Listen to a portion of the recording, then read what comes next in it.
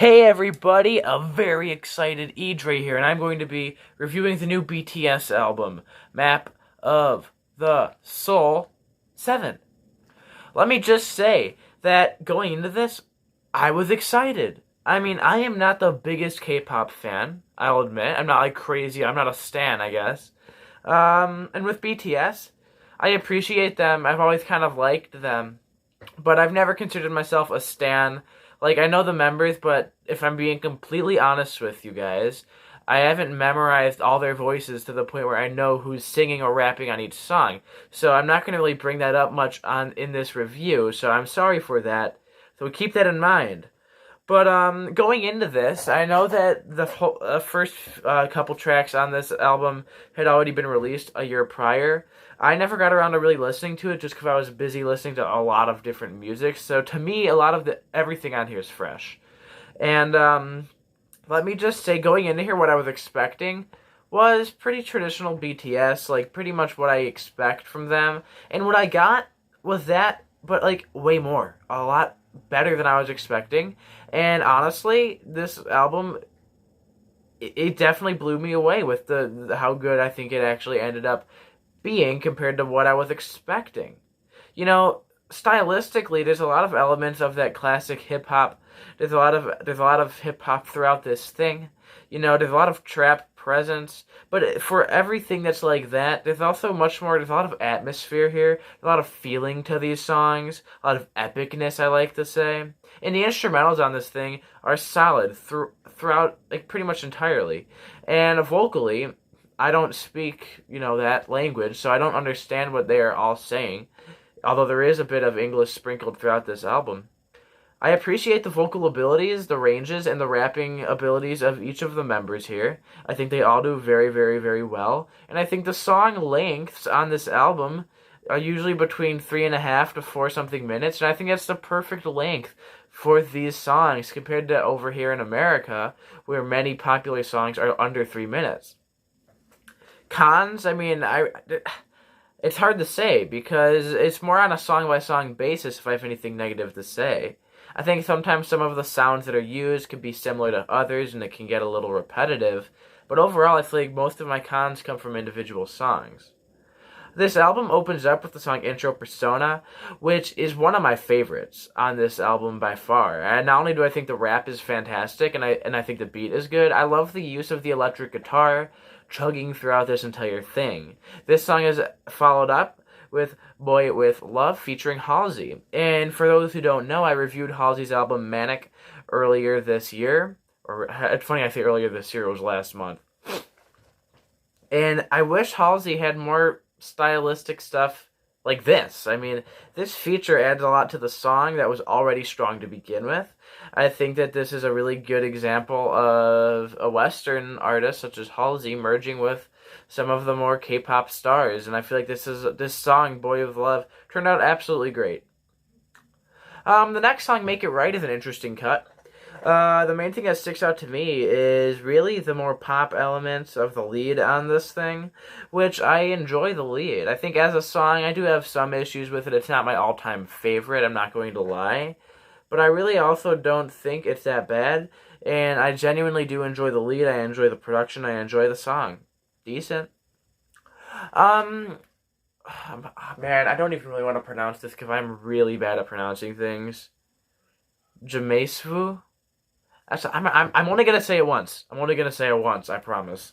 But this song, it's not. I will say it's not my. It's probably one of my least favorite ones. But the Remedy kind of part of it, I thought was catchy, and I really enjoyed that. And once again, I think stylistically, these people are doing good.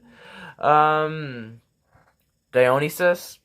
I'm also probably mispronouncing it. I'm like an uneducated little white boy over here. Please forgive me. It's also a really good song. I love the mixtures of classic hip hop in here, and this is something that I want to bring up. It's funny that an album coming out of, Korea has more elements of classic American hip hop than American hip hop does today.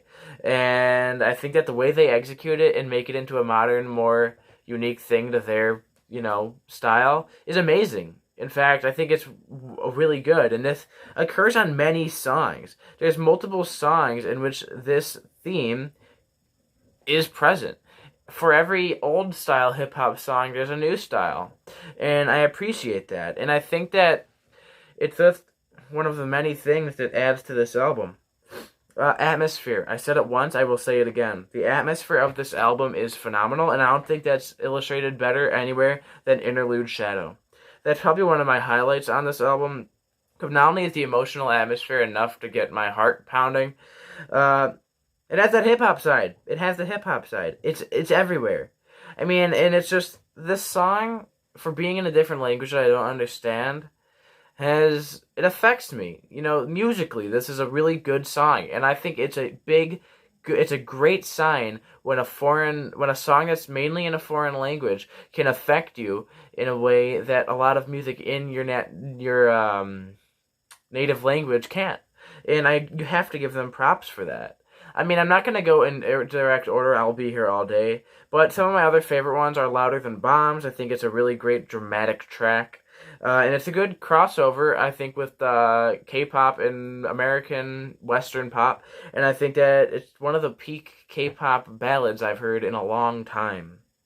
Some other ones that I like quite a lot is the song Ugh, whatever it's called. Interesting. It's definitely an interesting take on the modern rap trap scene that I've seen by really any artist. In fact, I think that the rapping on here is on par with some of the greatest rappers over here, some of the greatest rappers around the world. This song, I guarantee you that because of American bias and language barriers, this won't be as big of a hit but I can tell you right now, if this was done by an American rapper, this thing would be huge. Huge, I swear. It's a wonderful track. It's heavy. This is one of the heaviest songs on the album. The aggressive rapping keeps on bringing me back to this specific track, Ugh. And it kind of does give me a little bit of early XXXTentacion vibes, which I appreciate because I am a big fan of his music as well. The song On is another one. It's definitely on a more pop side of it, but it's definitely a banger. One of the songs that I kind of thought was interesting, especially since I'm a big Post Malone fan, is the song 0 O'Clock. It reminds me of like the Korean version of Goodbyes by Post Malone. The chord progression and the melody is very similar to I'm No Good at Goodbyes. And anybody that knows me knows that I gave Hollywood's Bleeding a 10 out of 10. And it didn't feel like a ripoff, though. I hear this progression a lot to the point where it's tiring, and I don't want to hear it anymore. But they took a spin on it that was amazing, that it felt fresh. It really did feel fresh. And I think just one other thing I'd want to bring up is man, my notes are all over the place. I'm sorry. It's so much to talk about on this album. The beat drop on the song My Time is amazing. I always appreciate a good beat drop, especially when it's executed well and can draw me in more than once. And they do it well on this song. So I'm done talking about track by track. I'm going to talk a little bit more about overall some of my not so good parts. I do feel like the song Inner Child is one of the least impressive songs. And I think that Filter is like a little bit more bland than some of the other songs. But even that, that's kind of pushing it. Overall, I think that BTS delivered their strongest album yet. One of the strongest K-pop albums I've ever heard, if not the strongest modern K-pop album. I really hope this thing translates well to American audiences. And I will say that there are some spots here where it can get a little tiring of hearing a lot of these songs. Some of them do blend together. A lot of that comes from just my perspective of not understanding the lyrics as much. And sometimes I feel like the album could be cut a little shorter, but to put that aside, the content on this album is amazing for what it's worth, and I was very impressed. Good job, BTS.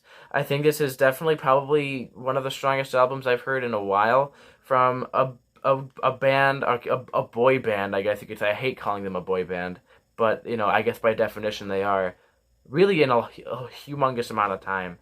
A lot of respect to them for this album. I definitely recommend people that aren't used to K-pop, like me, checking this out, because they're so strong here. It's kind of crazy to me. This is on par with the kind of rap music that we're seeing today in America, and in fact, they're doing it a lot better than a lot of people here, and the atmosphere is astounding. The instrumentals are astounding.